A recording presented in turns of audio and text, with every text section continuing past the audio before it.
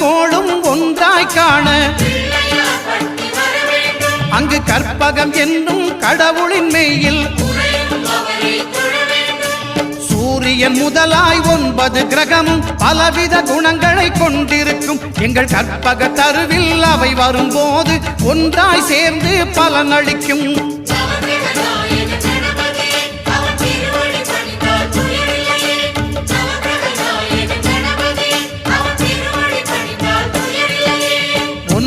கோளும் ஒன்றாய் காண அங்கு கற்பகம் என்னும் கடவுளின் மெய்யில்